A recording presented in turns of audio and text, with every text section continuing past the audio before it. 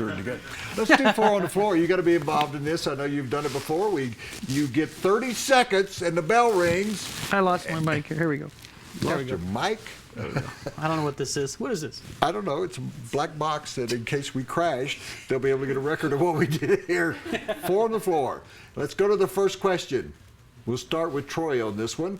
And the first question is, Wrigley adds porta-potties. Worst bathroom situation that you've ever seen in sports? I've got one. The worst I've heard of is NASCAR, at a NASCAR event like Daytona 500. Worst I've been to would be youth baseball, by far. But you have a better one, I'm sure. But this is a complete abject failure in every way imaginable. And it looks so awful at. I know, with plywood showing. That's the best they can come up with. Now it's my turn. I took part of your turn. Kentucky Derby one year. We were just talking about the Derby. Kentucky Derby, I went on the infield. There are about 100,000 people on the infield, and all laws of nature and society are suspended for a period of about 8 hours. I mean, there are people having sex out on the infield and gathering crowds to watch, and people are smoking and they're taking everything that you've ever heard of. You know, peyote. I mean, so there's one set of bathrooms, and I go in to the urinal. It's one of those troughs. Yeah. And I'm standing there, and on either side of me are 2 women urinating. And I said, pardon me. And they said, man, have you seen the line at the women's restrooms? And so it becomes everywhere. So that Wrigley Field where you were seeing cups of urine all over the concourses. Number 2, death. I'll take this first, give you time to think whether you even want to answer it. Death penalty or life for Sarnoval?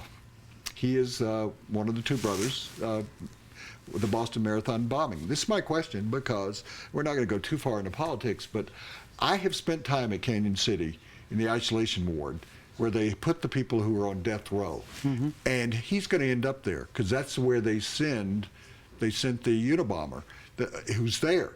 Yeah. They send the most hardened criminals to Canyon City. So we're going to get involved in this story at some point. I think, having talked to a group of men that were on death row, it is a more severe punishment to make them sit in a small room for day after day after day, year after year, and get 1 hour out in the sunshine in an enclosed, like a basketball court. It's about a 20-foot wall, and they get to see the sun for an hour, and they don't get to mingle with anybody else. I think that's a more severe punishment. That's my political statement of the day. I've read several stories about the victims of the Boston Marathon and those who've had their legs amputated and just what they've gone. These are survivors, not those who actually perished. But in reading their stories, and I understand that we always look for forgiveness in life, I can't say that I would be willing to forgive those actions. And so given the emotion that it elicited for me in reading their stories, Woody, I would suggest that, and this is not politics, this is me reacting to this simple question, not a broader scope, but in this case specifically, I think the death penalty would be very suitable. But to your point, it's oftentimes considered a worse punishment to have someone live out, and he's a young man, the next 50 years in a way that's very miserable. $20 million for Belichick camera plan. Worth it? That's been the estimate. ESPN did a research, went to the company that works with the NFL, said it would be the cost would be approximately $20 million. Is it worth it to the NFL? Yes, it is, because they're making billions. But I would rather they invest that in full-time of referees, referee school with full-time of referees who get better at their job rather than having doctors, lawyers, school teachers who do this as a part-time job, and also require their physical fitness to be better. These athletes are getting so big, so strong, so fast, these referees can't keep up with the game. So is $20 million worth it? Absolutely, Woody. They should absolutely pay the price for this. I think you just actually changed my opinion, because I tend to actually drink with the officials because they stay in Marriotts and airports. And I do, because we've been on the road, and I tend to stay at an airport Marriott. That's where the officials stay, so they can get in and out on the planes. And they meet on Friday, and then they go over all of the films of both teams on Saturday, and then they go on a bus, and they come back that night and have dinner, and then go back to their jobs.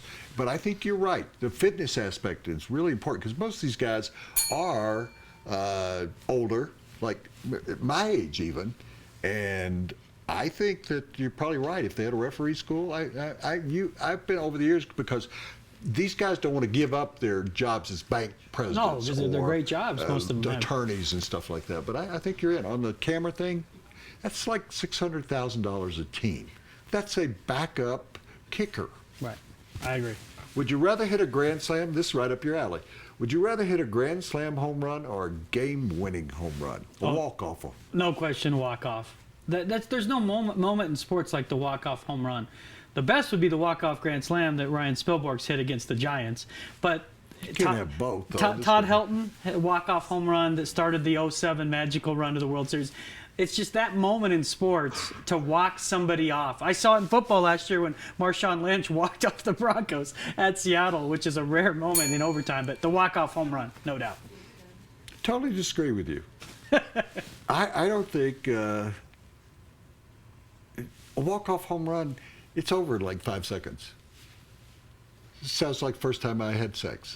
It was over. That's it? Okay.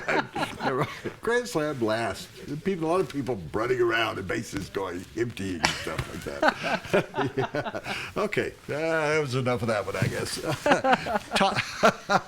Todd Helton with his walk-off. How would you think, Four on the Floor, by the way, sponsored by Citywide Banks and